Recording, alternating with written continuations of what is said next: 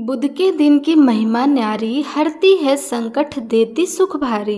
व्रत कथा सुने श्रद्धा से जो नर नारी, उनकी जीवन नैया हो उजियारी। आप सभी का बुधदेव की पावन व्रत कथा में हार्दिक स्वागत है। यह कथा जीवन में सुख समृद्धि और बुद्धि का संचार करती है। श्रद्धा और विश्वास के साथ कथा का श्रवण करने से बुध देवता का आशीर्वाद भी प्राप्त होता है। तो आइए आज की इस दिव्य कथा का श्रवण आरंभ करते हैं। बहुत समय पहले की बात है, एक साहूकार का नया नया विवाह हुआ था। उसकी पत्नी अपने मायके गई हुई थी। नया नया विवाह था, नई नई उमंग थी। साहूकार का परिवार भी कुछ खास बड़ा नहीं था। जो वे रिश्तेदार थे उनके घर पर बहुत दूर थे। अब साहूकार को अकेलापन खाया जा रहा था। उससे रहा नहीं गया और वह जा पहुंचा अपने ससुराल। ससुराल में उसकी खूब आवाभगत हुई।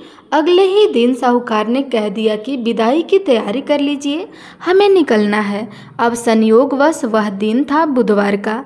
सास ससुर ने अपने दामाद को समझाने का प्रयास किया कि बेटा, आज बुधवार का दिन है, इस दिन बेटी की विदाई नहीं करनी चाहिए।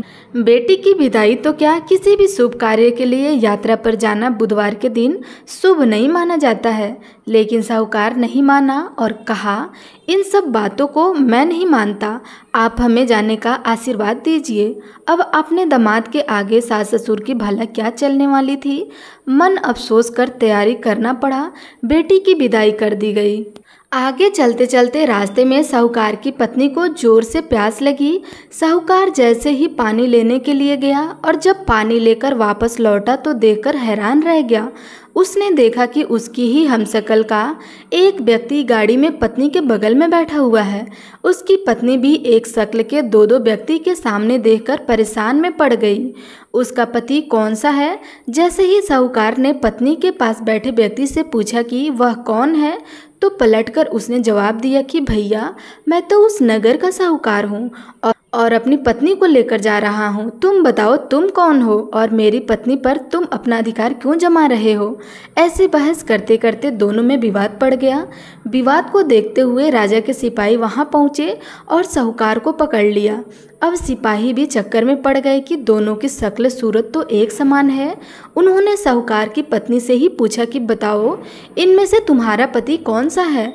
अब बेचारी भला वह क्या जवाब देती। तब साहूकार ने हाथ जोड़ लिया और भगवान से विनती की कि हे भगवान, यह आपकी माया है। तभी आकाशवाणी हुई कि मूर्ख, याद कर, कुछ समय पहले तूने ही तो अपने सास ससुर की आज्ञा न मानकर भगवान बुध का अपमान किया और बुध के दिन तू अपनी पत्नी को लेकर चल पड़ा, जबकि तुझे इस दिन नहीं जाना चाहिए था। यह स्वयं बुध देव हैं जो तुम्हें सबक सिखाने के लिए तुम्हारे वेश में हैं। जब साहूकार ने सच्चे मन से क्षमा मांगी और भविष्य में कभी ऐसा ना करने का वचन भी दिया और बुधवार को नियम पूर्वक व्रत पालन करने का संकल्प भी लिया, तब जाकर साहूकार के रूप में प्रकट हुए बुध देवता अंतर ध्यान हो गए और साहूकार अपनी पत्नी को लेकर घर जा सका। इस घटना के बाद साहूकार और उसकी पत्नी दोनों नियमित रूप से बुधवार का व्रत का पालन करने लगे। मान्यता है कि जो भी व्यक्ति इस कथा को कहता है या सुनता है या पढ़ता है, उसे बुधवार के दिन यात्रा करने पर भी कोई दोष नहीं लगता है और समस्त सुखों की भी प्राप्ति होती है। बुध ग्रह की शांति और सर्व सुख के इच्छुक स्त्री पुरुष बुधवार के दिन इस व्रत को कर सकते हैं। ज्ञान, बुद्धि, कार्य, व्यापार आदि में उन्नति के लिए भी बुधवार का व्रत बहुत ही शुभ और फलदायी माना जाता है। आज के दिन बुध देवता के साथ साथ भगवान गणेश जी की भी पूजा का विधान है। यह थी बुधवार व्रत कथा। अब सुनिए गणेश भगवान की कहानी, क्योंकि गणेश भगवान की कहानी के बिना हर व्रत कथा अधूरी होती है। एक बार गणेश भगवान एक छोटे से बालक का रूप धरकर चिमटी में चावल और चमचे में दूध लेकर धरती लोक पर आए और वहां आने पर वह एक गांव में गए, जहां वह हर किसी से कह रहे थे कि कोई मेरी खीर बना दो, कोई मेरी खीर बना दो। एक बूढ़ी माई बैठी हुई थी। उन्होंने कहा, ला मैं बना दूँ। अब वह छोटा सा बर्तन चूल्हे पर चढ़ाने लगी। तब गणेश जी ने कहा, दादी माँ छोटी सी भगोनी मत चढ़ाओ, आपके घर में तो जो सबसे बड़ा वाला बर्तन हो ना वही चढ़ा दो। बूढ़ी माई ने बालक का मन रखने के लिए वही किया। वह घर के भीतर गई और घर का सबसे बड़ा भगोना लाकर चूल्हे पर चढ़ा दिया।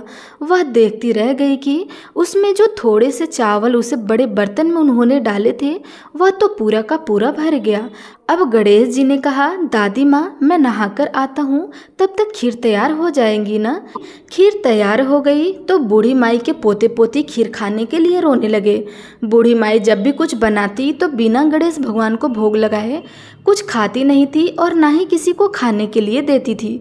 तब उन्होंने मन ही मन कहा, गणेश जी तेरे भोग लगे। ऐसा कह कर के उन्होंने चूल्हे में थोड़ी सी खीर डाली और कटोरी भरकर खीर बच्चों को दे दी। बूढ़ी माई की पड़ोसन ऊपर से देख रही थी तो बूढ़ी माई ने सोचा यह तो उस बालक से चुंगली कर देंगी, तो एक कटोरा भरकर उन्होंने उस पड़ोसन को भी पकड़ा दिया। बूढ़ी माई की बहू ने चुपके से एक कटोरा खीर खाया और कटोरा चौकी के नीचे छुपा दिया। अभी भी गणेश जी नहा ही रहे थे। बूढ़ी माई को भी भूख लग रही थी तो उन्होंने भी एक कटोरा भरकर किवाड़ के पीछे बैठकर एक बार फिर कहा, गणेश जी आपको भोग लगे। ऐसा कहकर के भोजन करना शुरू कर दिया और खीर भी खा ली। तब तक गणेश जी आ गए तो बूढ़ी माई ने कहा, अरे गणेश खीर खा लो, मैं तो तेरी ही राह देख रही थी। गणेश जी ने कहा, दादी माँ मैंने तो पहले ही खीर खा ली। तब बूढ़ी माई ने कहा, खीर खा ली? अरे कब खाई तू तो यहाँ था भी नहीं। गणेश जी ने कहा, जब तुम्हारे पोते पोती ने खाई तब खाई थी, जब तुम्हारी पड़ोसन ने खाई तब खाई, और जब तुम्हारी बहू ने खाई तब भी मैंने खाई, और जब तुमने खाई तो मेरा तो पूरा पेट ही भर गया।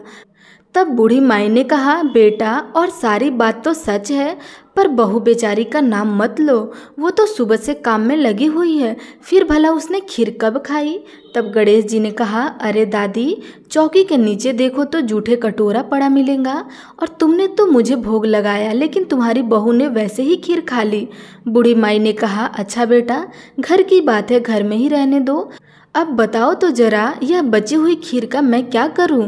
तो गणेश जी ने कहा, नगरी जमा दो। पूरी तो बूढ़ी माई ने पूरी नगरी जमा दी, फिर भी खीर का बर्तन पूरा भरा ही था।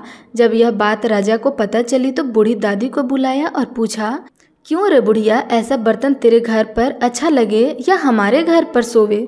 तो बूढ़ी दादी ने कहा, राजा जी आप ले लो। राजा ने खीर का बर्तन महल में मंगवा लिया और लाते ही जब उसमें खीर मांगी तो खीर की जगह कीड़े मकोड़े बिच्छू कंगाल हो गए और उसमें से दुर्गंध आने लगी। यह देखकर राजा ने बुढ़िया से कहा, अरे बूढ़ी दादी अपना यह बर्तन वापस ले जाओ, हमने तुम्हारा बर्तन तुमसे वापस कर दिया।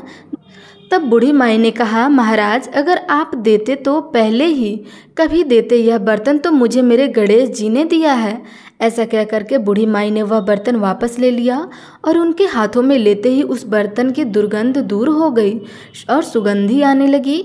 घर आकर बूढ़ी दादी ने गणेश जी से कहा, अब बताओ बची हुई खीर का क्या करें। तब गणेश जी ने कहा, क्या करना है बूढ़ी दादी, झोपड़ी के कोने में गड्ढा खोदकर गाड़ दो, उसी जगह सुबह उठकर वापस खोदोगी तो धन के 2 मटके मिलेंगे। ऐसा कहने के बाद गणेश भगवान वही अंतर ध्यान हो गए। जाते समय झोपड़ी के लात मारते हुए गए तो झोपड़ी की जगह एक महल हो गया। सुबह बहू ने फावड़ा लेकर पूरे घर को खोद दिया, जो कुछ भी नहीं मिला। तब बहू ने कहा, सासू जी थारो गणेश तो झूठो है। सासू ने कहा, मारो गणेश झूठो नहीं है, ला मैं देखूं। ऐसा कह करके वह सुई लेकर खोदने लगी। जब वह सुई से खोद रही थी तो टन टन करके 2 धन के मटके निकल आए। आपकी बहू रानी बोली, सासू जी गणेश जी तो साचो ही है। सास जी ने कहा, अरे बहनी गणेश जी तो भावनाओं के भूखे हैं। गणेश जी भगवान जैसे आपने बूढ़ी दादी को दिया वैसे सबको देना। विनायक जी की कहानी कहने वाले, हुनकार भरने वाले और आसपास के सुनने वाले सबको देना।